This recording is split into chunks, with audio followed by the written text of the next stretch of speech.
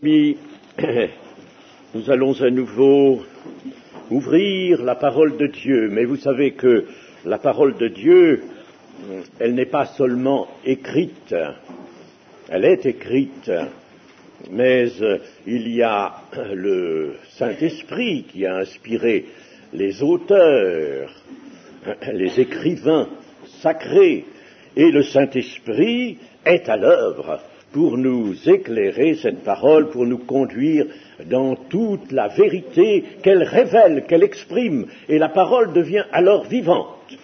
Elle devient vivante. Ça dépend de nos cœurs. Nos yeux peuvent lire, mais il faut que nos cœurs reçoivent et comprennent, c'est le mot de Jésus, entendent et comprennent la parole de notre Dieu. Alors nous allons lire ce matin dans les Colossiens. Colossiens au chapitre 3, et nous commencerons au verset 5. Non pas que les 4 premiers versets ne soient pas très intéressants, ils le sont, mais c'est pour rester surtout sur la partie qui va nous intéresser ce matin. Ainsi, Colossiens 3, verset 5. Faites donc mourir les membres qui sont sur la terre, l'impudicité, l'impureté, les passions, les mauvais désirs et la cupidité, qui est une idolâtrie. C'est à cause de ces choses que la colère de Dieu vient sur les fils de la rébellion parmi lesquels vous marchiez autrefois, lorsque vous viviez dans ces péchés. Mais maintenant, renoncez à toutes ces choses, à la colère, à l'animosité, à la méchanceté, à la calomnie, aux paroles déshonnêtes qui pourraient sortir de votre bouche. Ne mentez pas les uns aux autres, vous étant dépouillés du vieil homme et de ses œuvres, et ayant revêtu l'homme nouveau qui se renouvelle dans la connaissance selon l'image de celui qui l'a créé.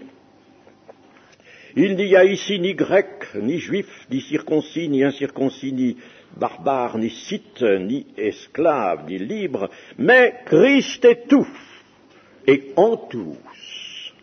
Ainsi donc, comme des élus de Dieu, saints et bien-aimés, revêtez-vous d'entrailles de miséricorde, de bonté, d'humilité, de douceur, de patience, supportez-vous les uns les autres, et si quelqu'un a sujet de se plaindre de l'autre, pardonnez-vous réciproquement. De même que Christ a pardonné, pardonnez-vous aussi. Mais par-dessus toutes ces choses, revêtez-vous de l'amour. Si vous avez le mot charité, oubliez-le dans vos versions.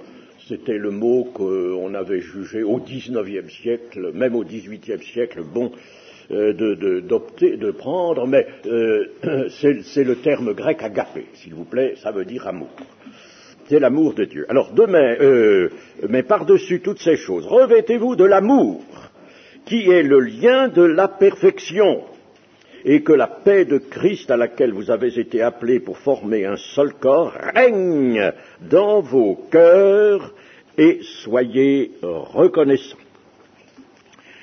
Voilà. Eh bien, nous allons particulièrement nous attacher à cette proclamation de la parole que nous avons lue au verset 14, mais par-dessus toutes ces choses, revêtez-vous de l'amour qui est le lien de la perfection.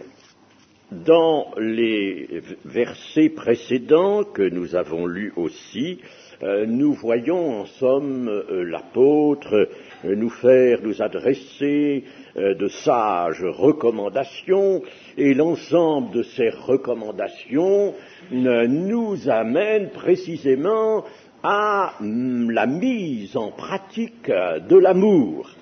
Et sa conclusion, alors, il l'amène au verset 14, « Revêtez-vous de l'amour qui est le lien de la perfection ».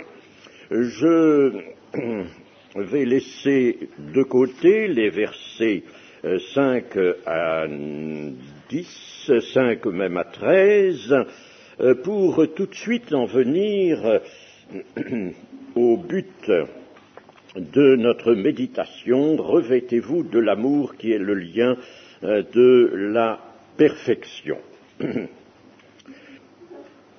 Le lien de la perfection, qu'est-ce que ça signifie? Eh bien, on peut attacher à cette expression 3 significations. Essayons de les distinguer l'une de l'autre. La première signification est celle-ci. L'amour est le lien, donc il lie ensemble toutes les vertus chrétiennes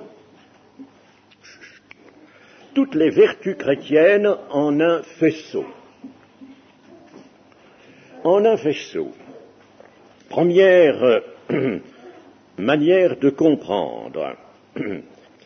Deuxième manière de comprendre, l'amour est le lien qui unit les membres du corps de Christ d'une façon parfaite. Dans la première manière de comprendre, nous avions vu que l'amour liait ensemble les vertus chrétiennes, les qualités chrétiennes qui précisément composent l'amour. Là, nous voyons dans cette deuxième manière de comprendre que l'amour va lier ensemble les membres du corps, vous, les membres du corps de Christ, les lier ensemble, unis par le lien de l'esprit. C'est bien exprimé dans les Éphésiens. Voilà la deuxième manière. La première fois, donc, les qualités. La deuxième fois, les membres du corps de Christ. Et puis, une troisième manière de comprendre, qui est celle-ci, dans l'état de perfection, c'est-à-dire, si vous voulez, dans le royaume de Dieu. Le royaume de Dieu sera l'état de perfection. Dans ce royaume de Dieu, l'amour reste tout seul. L'amour reste seul. La justice n'est pas répressive. La justice, c'est le grand ordre de Dieu qui maintient précisément la perfection. Alors, dans cet état de perfection, l'amour reste seul comme lien entre les hommes et Dieu, les hommes qui sont dans la gloire, naturellement, n'est-ce pas? Les hommes et Dieu, c'est le lien qui unit les hommes à Dieu, et entre les hommes eux-mêmes. Donc, là, dans cette troisième acception, l'état de perfection est regardé comme le lien de l'état de perfection. Dans l'état de perfection, s'il y avait maintenant la perfection, si nous étions dans le règne de Christ, n'est-ce pas? Eh bien, nous serions parfaitement unis au point, entre nous, au point qu'il n'y aurait pas quelqu'un pour dire à l'autre « Oh, laisse-moi tranquille, écoute tout à l'heure, ce qui me gêne, etc. » Même des petites choses comme ça, ça n'existerait pas. Ça n'existerait pas. Il y aurait vraiment un lien parfait, le lien de l'amour parfait entre tous, et puis entre chacun et Dieu. Eh bien, les 3 sens que nous venons de dire et qui peuvent très bien se comprendre, il faut les accepter tous les 3. Tous les 3 sont bons. Il est vrai que l'amour est le lien de la perfection, il lie les qualités, tous les caractères qu'a l'amour entre eux, il en fait un faisceau. Il est vrai qu'il unit les membres du corps de Christ, et il est vrai que dans l'état de perfection, il est le seul lien, la seule chose, il n'y a plus de justice, il n'y a plus d'obligation, plus rien du tout. Dieu ne laissera pas subsister la plus petite obligation. Il n'y a pas d'obligation dans l'amour. Il y a l'élan véritable pour l'accomplissement de la justice de Dieu qui n'a pas besoin d'être formulée par une loi extérieure. La justice de Dieu est dans l'amour, accomplie par l'amour, et c'est ça l'état de perfection. L'amour de Dieu est lui-même parfait. Il ne naît pas comme l'amour humain, l'amour naturel, il ne naît pas d'une attirance personnelle. Assez souvent ici, n'est-ce pas, il faut bien le reconnaître, tiens, cette personne, elle me plaît, elle est sympathique, vraiment, je l'aime bien. Tu l'aimes bien parce qu'elle est sympathique. Mais attends, voici une autre personne, là, tu la juges pas sympathique, celle-là, alors tu l'aimes pas. N'est-ce pas? L'amour va au-dessus des sympathies ou des antipathies. L'amour surpasse tout ça. C'est pourquoi, mettant les choses en pratique, je me suis appliqué depuis bien des années, quand je vais dans les églises, à regarder particulièrement les personnes, les membres de cette Église qui sont, si vous voulez, les plus désavantagés sous certains rapports. Par exemple, peut-être le rapport physique, peut-être parce qu'elles ont un handicap, ou peut-être parce qu'elles sont discrètes, elles se cachent, etc. Et je me porte surtout. Et ça a été vraiment quelque chose que le Seigneur a encouragé. Je me porte vers ces personnes d'abord. Je ne vais pas vers les personnes les plus en vue, qui parlent bien, qui ont un beau collier de barbe, par exemple, n'est-ce pas, qui ont un certain port, une majesté, n'est-ce pas, qui vous saluent, bonjour mon frère, comment ça va, on est heureux de vous voir, etc. Non, moi j'aime aller vers... il y avait ici, par exemple, un brave frère, il est toujours en vie, d'ailleurs il s'appelle Jo. Parce qu'il y en a qui l'ont connu, Jo. Hein, ce pauvre Jo, il est désavantagé physiquement. J'ai toujours vu comme ça, n'est-ce pas? Bon, eh bien, et puis, quelquefois, il vous casse un petit peu la tête, il faut bien le dire. Eh bien, pourtant, on l'aimait énormément ici. On l'aimait, on l'aime toujours, il nous envoie toujours un courrier à la fin de l'année, et c'est un frère qui est très près du Seigneur. Alors, il faut l'aimer tel qu'il est. D'ailleurs, il est écrit dans 2 Corinthiens au chapitre 5 que nous ne connaissons plus personne selon la chair. Connaissons plus personne selon la chair. Je me rappelle aussi, dans une certaine église où j'étais resté un certain temps, il y avait un groupe de jeunesse important. Et puis, je parlais avec un garçon, surtout, qui aimait bien venir me poser des questions, tout ça. Alors, je lui disais, qu'est-ce que tu fais dans l'église ? Oh, mais il me dit, moi, je suis au milieu de la jeunesse, le groupe de jeunesse, et je travaille, là, je suis là, n'est-ce pas? Bon, il me disait tout ce qu'il faisait en groupe de jeunesse. Bon, je lui dis, mais, tu sais, il y a d'autres tâches aussi dans l'église, est-ce que tu y participes? Par exemple, à certains moments, il faut faire du nettoyage, il y a des réparations à se faire. Est-ce que tu participes à ça? Non, c'est pas ça. C'est pas pour moi, ça, c'est pas pour moi. Ah, toi, c'est le groupe de jeunesse. Et puis alors après, en causant avec lui, n'est-ce pas, il a fini par me dire, dans le groupe de jeunesse, oui, il y a des sœurs, elles sont magnifiques, c'est ça. Alors, il était dans le groupe de jeunesse, surtout pour les sœurs. Alors, je lui ai dit, mon garçon, tu es en train de tourner le dos au Dieu que tu prétends servir, que tu prétends aimer. Eh bien maintenant, tu vas t'intéresser à d'autres choses qu'au groupe de jeunesse. Tu resteras dans le groupe de jeunesse si tu veux, mais tu feras autre chose. Si tu veux vraiment, n'est-ce pas, redresser la situation, parce que tu es en train de suivre un très mauvais chemin. Vous voyez donc, n'est-ce pas, que l'amour est au-dessus des attirances naturelles. Il faut qu'il domine ces attirances-là. Les sympathies. Les accords de pensée aussi. On aime quelqu'un parce que, tiens, celui-là, il pense comme moi. Hein, pensons la même chose. Alors on l'aime bien. Hein.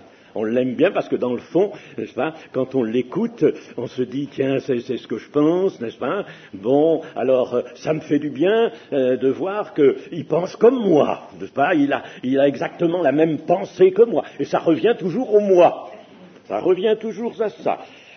On aime aussi quelquefois pour le dévouement des autres, n'est-ce pas, le dévouement. Eh bien, il faut absolument proscrire tout ça. L'Écriture nous demande qu'il faut dominer tout ça. Il faut rejeter tout ça. Comme nous avons parlé hier, de rejeter l'amour habituel, commun ou naturel que les membres de famille ont les uns pour les autres quand le Seigneur ne règne pas dans cette famille. Mais si quelqu'un vient au Seigneur, il va haïr, c'est-à-dire supprimer ce genre d'amour et il va lui substituer le véritable amour. On peut dire que l'amour naturel est donc aux antipodes de l'amour de Dieu et réciproquement. Il n'y a rien de commun dans l'amour de Dieu avec un attachement qui s'abandonne aux caprices, qui s'abandonne aux préférences charnelles, qui s'abandonne au goût aussi, qui s'abandonne en somme à l'arbitraire. Vous voyez bien, n'est-ce pas, vous comprenez cela facilement, que l'amour de Dieu, c'est tout à fait en dehors de ça. En dehors, étranger à cela. On peut même dire opposé à cela. L'amour de Dieu est l'amour vrai. Il est la force de Dieu. Il est la gloire de Dieu. La gloire de Dieu.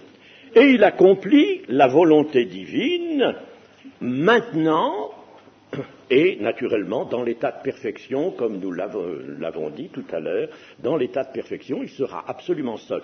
Et le Seigneur voudrait, ça c'est très clair dans les Écritures, il voudrait que maintenant dans l'Église, c'est-à-dire au milieu des siens, au milieu des membres du corps de Christ, déjà l'amour règne. Et que par conséquent, on n'ait pas besoin de la loi, c'est pourquoi, n'est-ce pas, l'Écriture nous dit, mais si nous sommes à Christ, nous ne sommes plus à la loi. Si nous sommes conduits par l'Esprit, nous ne sommes plus sous la loi. C'est dit tout cela, n'est-ce pas? Nous ne sommes plus sous la loi, c'est-à-dire que nous ne pouvons pas être régis par deux systèmes d'éducation. Dieu est un grand éducateur, l'éducateur de l'amour, pour nous conduire à la vie et à l'éternité. Il est l'éducateur. Alors, il ne peut pas nous placer sous deux systèmes d'éducation différents. Il nous place dans l'alliance de la grâce où nous sommes entrés, fondée sur le sang versé à la croix. Il nous place sous la direction d'un mode d'éducation qui est celui de l'amour. L'amour. Autrefois, c'était la loi. La loi n'a rien amené à la perfection, dit l'Épître aux Hébreux. Eh bien maintenant, l'amour va le faire. Dans le temps de la grâce, l'amour va amener les choses à la perfection. Nous devons dire aussi que l'amour de Dieu a sa source en Dieu, tout comme la vie. Et nous pourrions reprendre une expression d'un psaume, « Toutes mes sources sont en toi ». Toutes mes sources sont en toi. Et Dieu est source d'amour comme il est source de vie. L'amour est de Dieu, dit Jean dans sa première épître au chapitre 4. Non seulement Dieu est amour, mais l'amour est de Dieu. Le véritable amour est de Dieu. C'est pourquoi nous ne pouvons pas le trouver en nous-mêmes. Il faut qu'il nous soit donné comme la vie nous est donnée. L'amour nous est donné en même temps que la vie, puisqu'ils sont, nous l'avons dit, indissociables. On peut dire qu'il n'y a pas de cause fortuite dans le règne de Dieu. Il n'y a pas de cause fortuite. Toute cause est en Dieu. La cause de quelque chose est en Dieu. Et il faudrait dans l'Église que nous nous habituions à ça. De ne pas considérer que une chose survient parce que c'était l'enchaînement des circonstances. Une circonstance en a produit une autre, et ainsi de suite, puis ça aboutit à ce que nous voyons là, n'est-ce pas? Ou bien alors de considérer que c'est par hasard. Non, il n'y a pas de cela. Toute cause est en Dieu. Et le grand caractère, je le rappelle, de l'amour apparaît à la croix, c'est-à-dire au sacrifice le plus élevé qui puisse être, un sacrifice qui n'a pas de raison. L'amour de Dieu, elle est sans raison. L'amour de Dieu est sans raison, n'a pas de raison. Dieu n'avait pas de raison particulière d'aimer des rebelles, des ennemis, des impies, des pécheurs. Tous ces termes-là sont dits, n'est-ce pas, dans l'Écriture, je ne les invente pas. Vous étiez ennemis avant, vous étiez des ennemis, vous étiez des rebelles, vous étiez toutes ces choses avant. Eh bien, Dieu n'avait aucune raison d'aimer cela. Nous pouvons nous rappeler que dans l'Exode, à un certain moment où Moïse se trouve en présence de Dieu sur la montagne du Sinaï, alors Dieu apprend à Moïse que dans le bas, là, le peuple, ton peuple, comme il lui dit, ton peuple, c'était le peuple de Dieu aussi, n'est-ce pas? Ton peuple s'est corrompu. Ils sont corrompus. Ils ont fait un veau d'or, et puis ils sont en train de danser, et puis de se livrer à toutes les corruptions, à tous les excès possibles, devant ce veau d'or qu'ils appellent l'Éternel. Bon. Alors Dieu dit à Moïse, écoute, descends. Et moi, je vais supprimer ce peuple. Je détruis ce peuple.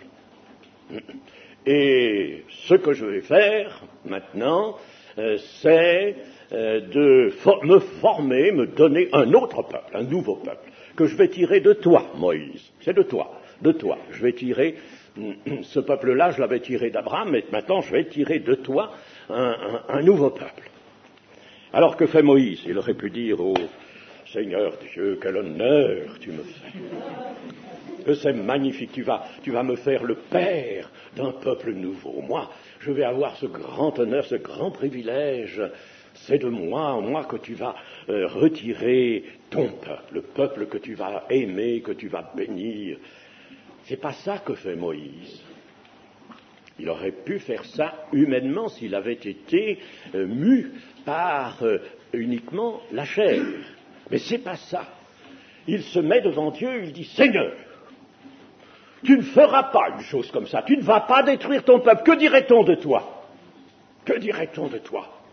Que tu as créé ce peuple, que tu l'as fait sortir d'Égypte pour le détruire. Regarde un peu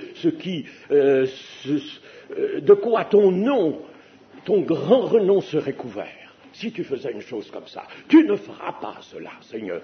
Efface-moi plutôt du livre de vie, mais ne détruis pas ce peuple. Est-ce que Moïse était meilleur que Dieu? Est-ce que Moïse avait plus d'amour que Dieu? Non pas. Non pas. Mais Dieu avait prononcé ce qui était de la justice, c'est-à-dire de détruire un peuple qui constamment se détourne, n'est-ce pas, se détourne de sa voie, se livre à l'idolâtrie qui est la pire des choses, et puis l'idolâtrie amène la corruption. Bon, alors la justice condamnait ce peuple, le condamnait. Dieu prononce la justice devant Moïse. Et puis Dieu attend. Et alors il voit la réaction de Moïse. Et Dieu en est ravi. Il est ravi. Moïse aurait pu manquer là une chose magnifique. L'esprit du salut, l'esprit de la rédemption saisi déjà Moïse. Pierre nous dit que l'esprit de Christ était déjà dans les prophètes de l'ancien temps. Et par conséquent, Moïse, là, est mu par l'esprit de Christ, l'esprit de la rédemption. Non, Seigneur, tu ne feras pas ça, tu ne détruiras pas ton peuple.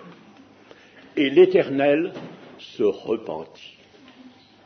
Pas dans le même sens que nous, ça veut dire qu'il accepta de changer de position, n'est-ce pas, de changer d'intention. L'Éternel se repentit. Mais Dieu attendait cela. Et c'est ce qui fait que Moïse a grandi dans la foi devant Dieu. C'était magnifique. L'esprit de la rédemption, l'esprit de l'amour, l'amour qui ne veut pas perdre, qui veut conserver. Continue un peu plus, ils vont me lapider, moi aussi. N'est-ce pas? Dieu n'avait aucune raison. L'amour n'a pas de raison, n'a pas de cause. L'amour s'exerce parce qu'il est l'amour, parce qu'il veut conserver, parce qu'il veut donner la vie, il ne veut pas perdre. Dieu ne consent pas à la perte, à perdre quelque chose, ne consent pas à perdre. Et la preuve, ce sont les enseignements par parabole du Seigneur Jésus, cette pauvre femme qui n'a plus qu'une malheureuse pièce de monnaie, n'est-ce pas, une drachme, et cette pièce, elle la trouve plus. Alors elle remue tout dans la maison, elle balaie pour retrouver cette pièce perdue. Ça nous montre que le Seigneur ne veut pas perdre, n'est-ce pas, la moindre chose. Le Seigneur, lorsqu'il y a eu la multiplication des pains, a dit aux apôtres, emportez les corbeilles, ramassez les morceaux qui restent et emportez. N'allez pas jeter ça, n'allez pas le perdre. On ne perd pas. Dieu ne veut pas perdre. Et la brebis perdue, le berger qui a 100 brebis, il en a 99 autour de lui, il les compte, et il en manque une. On pourrait dire, ma foi, je la vois pas, elle n'est pas là, tant pis, il faut que je m'occupe des 99. Non, il laisse les 99 là. Il les laisse là, sur le pâturage, et il court par monts et par vaux pour chercher la brebis manquante. Il ne veut pas subir une perte. Dieu ne veut pas perdre, c'est ça l'amour. Il ne veut rien perdre. Mais sans cause, il n'y a pas de raison. L'amour n'a pas de raison. Souvent, les amours fraternels ou conjugales sombrent lamentablement, parce que on s'attend à recevoir et non pas à donner. On s'attend à recevoir et non pas à donner. Combien de fois, hélas, n'ai-je pas entendu ça? Oui, oh non, il n'y a pas d'amour dans cette assemblée, non, ceci, cela. Et pourquoi, je demandais souvent, pourquoi jugez-vous qu'il n'y a pas d'amour? Regardez, je suis passé là, personne ne m'a salué, j'avais besoin de ceci, il n'y a eu personne pour me donner, etc. Bon, alors, c'est pour vous, c'est à cause de vous, parce que vous n'avez pas reçu, que vous déclarez qu'il n'y a pas d'amour. Mais avez-vous fait le sacrifice de votre personne pour eux? Le véritable amour, si vous l'aviez exercé, vous vous seriez sacrifié pour eux. Et certainement que vous auriez eu en retour des manifestations de l'amour. L'amour ne cherche pas à recevoir, n'attend pas à recevoir. L'amour donne. Il y a bien plus de joie à donner, a dit le Seigneur, qu'à recevoir. Voyons l'amour et l'homme. Puisque Dieu a introduit l'amour dans toutes les structures de sa création. Je ne sais pas si vous êtes un peu philosophe. Il doit y avoir chez vous quelques-uns qui sont philosophes. Mais attention, il ne s'agit pas de lire les bouquins de philosophie, n'est-ce pas, ou d'aller faire une thèse de philosophie. Non, la plupart des agrégés de philosophie, je dis la plupart, je ne voudrais pas qu'il y en ait un ici quand même, mais la plupart des agrégés de philosophie nous ont joué des mauvais tours, des mauvais tours. savez, et ils n'ont pas répandu vraiment la science de l'amour. Mais il faut tout de même pouvoir, quelquefois, se livrer à la bonne philosophie, c'est-à-dire l'amour de la sagesse. N'est-ce pas ? L'amour de la sagesse. Il faut pouvoir, quelquefois, réfléchir. Et nous sommes conviés à réfléchir. Les proverbes disent « Heureux l'homme qui réfléchit sur les choses ». Eh bien, si on réfléchit à la création, nous y sommes invités de réfléchir à la création. Nous regardons, par exemple, ce venu à Perdiguiot, là, c'est l'esprit qui vous a amené à Perdiguiot, notez. Eh bien, alors nous regardons ces frondaisons, elles n'ont pas toujours été comme ça, les frondaisons, parce que je sais que Madame Christian qui est là, elle a planté des lauriers qui n'étaient pas grands quelquefois, n'est-ce pas ? Mais ils ont grandi, c'est magnifique, n'est-ce pas ? C'est beau la nature, c'est beau, c'est agréable. C'est agréable, vraiment, elle est bien faite pour nous, cette nature. Eh bien, dans cette nature, il y a l'amour de Dieu. Les structures, toutes les structures de la création, j'emploie le terme comme en Romains 8, vous savez, la création, n'est-ce pas ? La création. Eh bien, les structures de la création sont établies sur l'amour. Réfléchissez par exemple simplement à ceci. Pourquoi les arbres fruitiers, la saison venue, le mois de mai, le mois de juin ou le mois de juillet, pourquoi ces arbres donnent-ils de beaux fruits magnifiques ? Pourquoi ces beaux fruits ? Pourquoi ? C'est pour nous. Le Seigneur l'a dit, n'est-ce pas ? Que ces fruits étaient pour la créature humaine. Mais comment sont-ils venus, ces fruits ? Ils sont venus en raison de l'amour.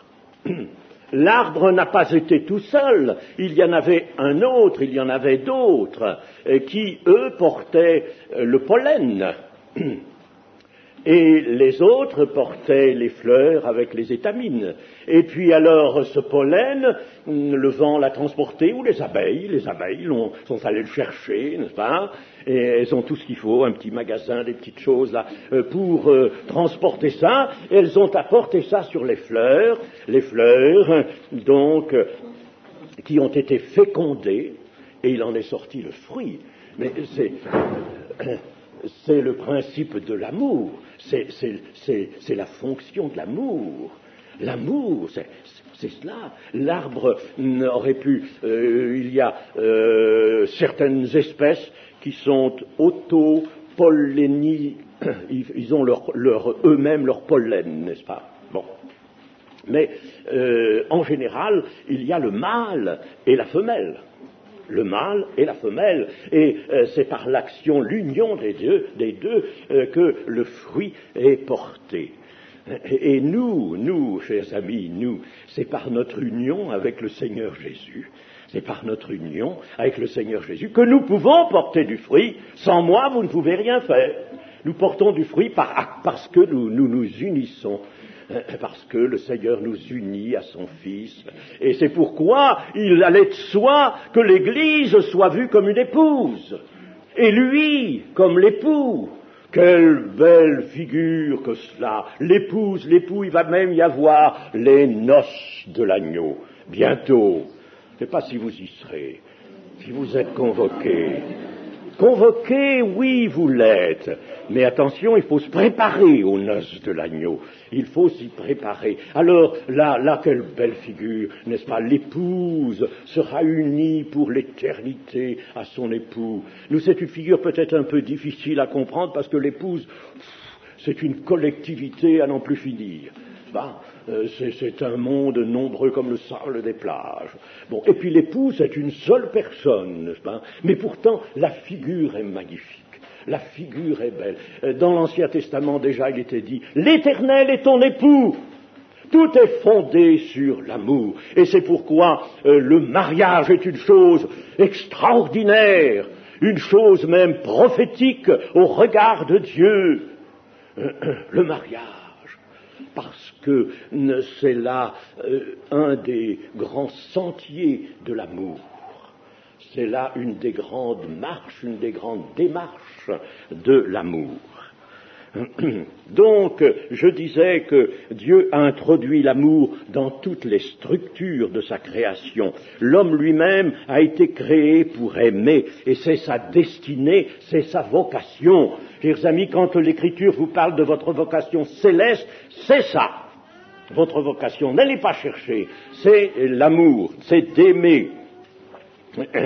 Je vous citerai pour illustrer ça simplement ceci. Pour marcher d'une manière digne, il faut, n'est-ce pas, que nous marchions d'une manière digne de notre vocation. Alors que faut-il?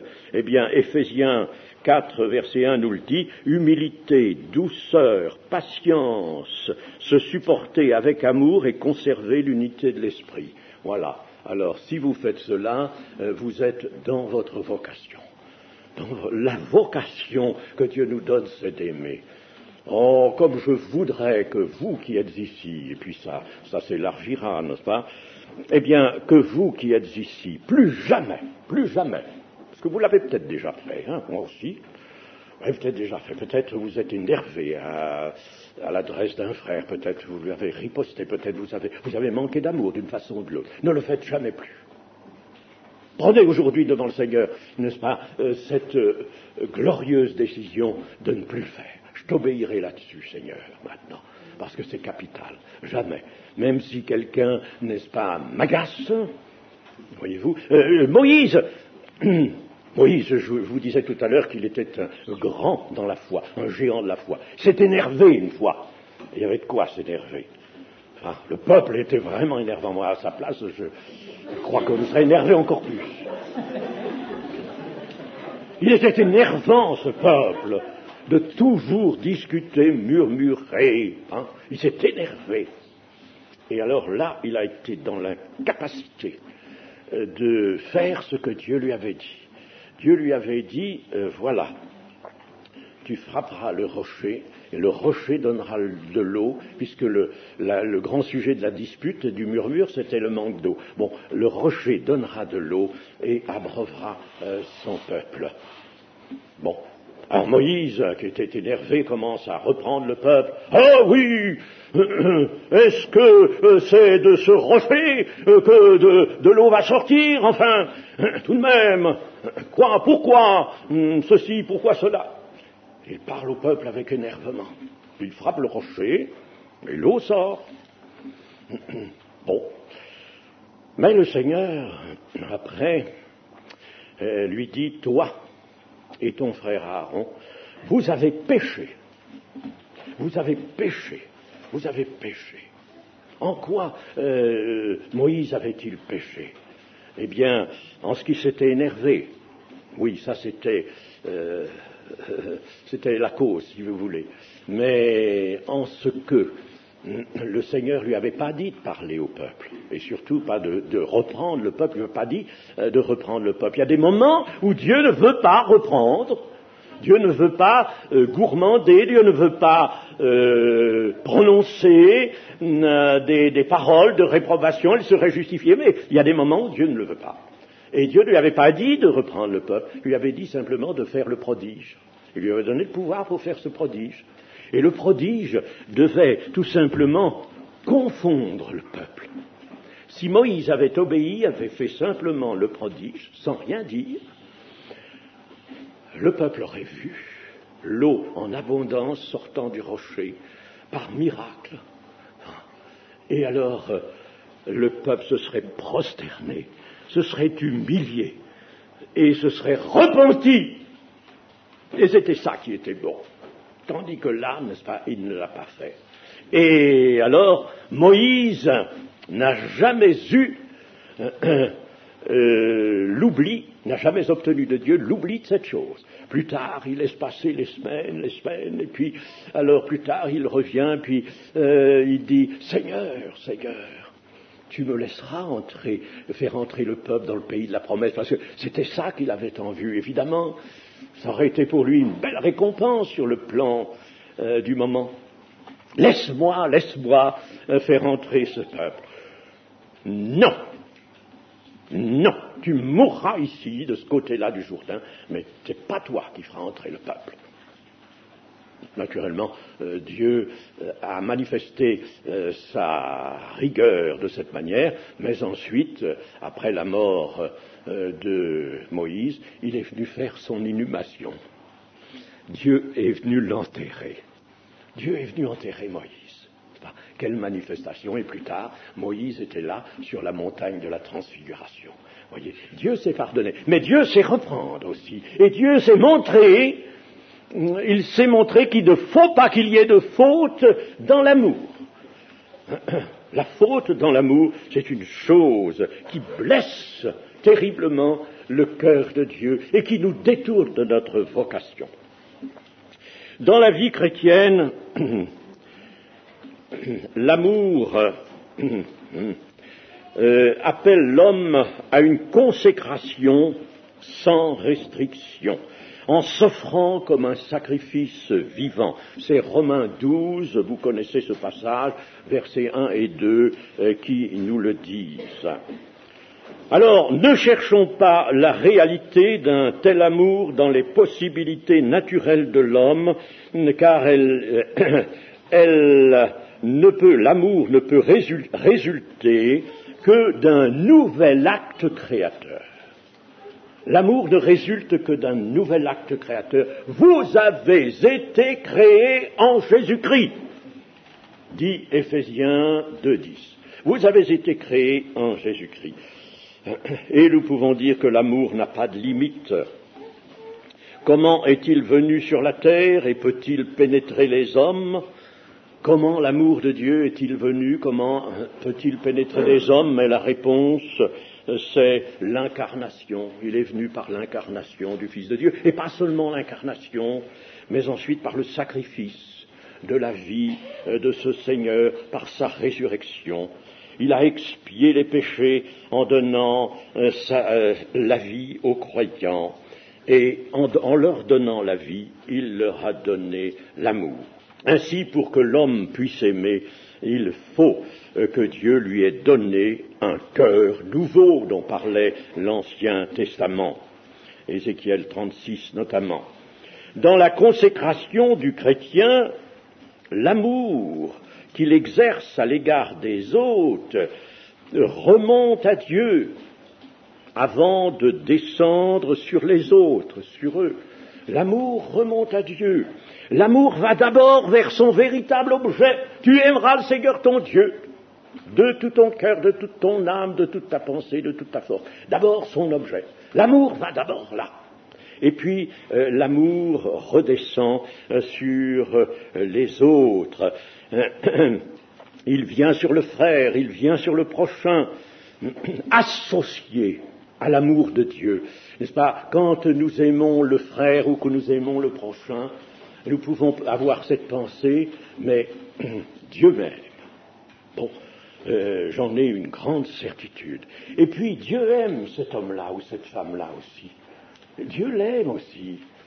Et si moi je n'aime pas cette femme ou cet homme, alors il y a un triangle qui n'est pas fermé.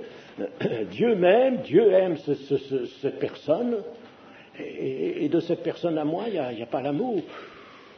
Le triangle n'est pas fermé. Il faut que le triangle soit formé. Dieu m'aime, et j'aime Dieu. Dieu aime cette personne, et moi j'aime cette personne aussi.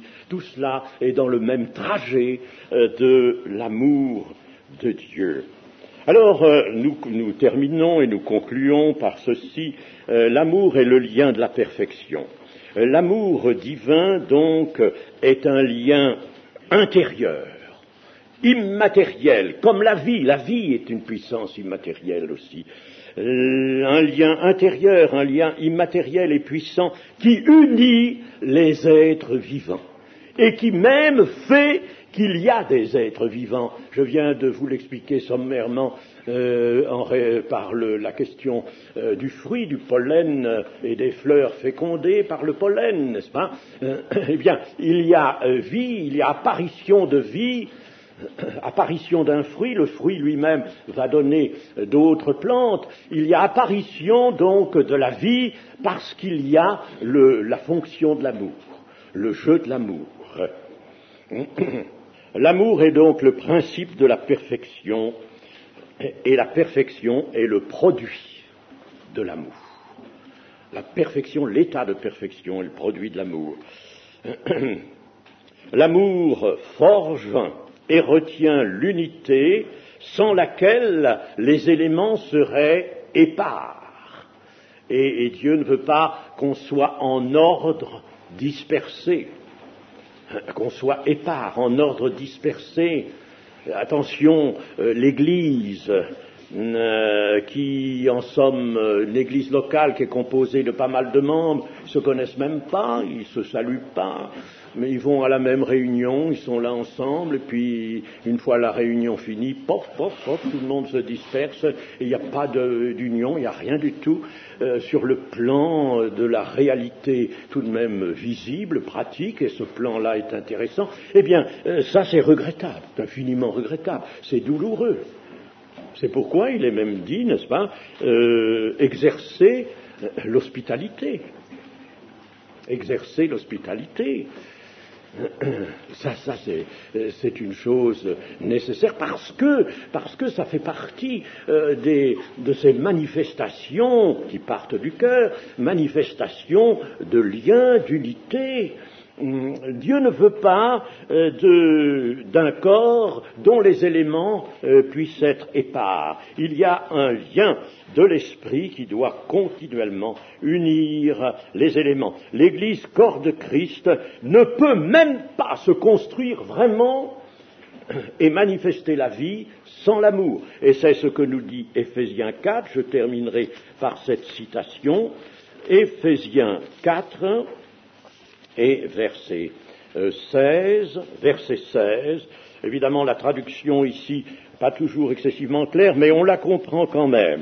C'est de lui, c'est-à-dire de Christ, c'est de lui, et grâce à tous les liens de son assistance, que tout le corps, l'Église, que tout le corps, bien coordonné et formant un solide assemblage, tire son accroissement selon la force qui convient à chacune de ses parties, et s'édifie, ça veut dire se construit, et se construit lui-même dans l'amour. Chers amis, c'est magnifique, voilà la bonne vision de l'Église, se construit dans l'amour. Alors que toutes ces choses soient dans nos cœurs, chers amis, que nous y repensions en faveur essentiellement de l'Église, n'est-ce pas ? Le Seigneur veut cette Église, il la désire, elle est appelée l'Église de Christ, elle est appelée l'Église de Dieu, il la désire comme cela, et l'Église ne peut croître, grandir que dans l'amour, en tirant chaque partie, tire ce qui lui revient du Seigneur, et alors il y a le lien, ce lien magnifique qui unit toutes les parties. Voilà la vision que le Seigneur nous donne de l'Église, que sa volonté soit faite. Amen.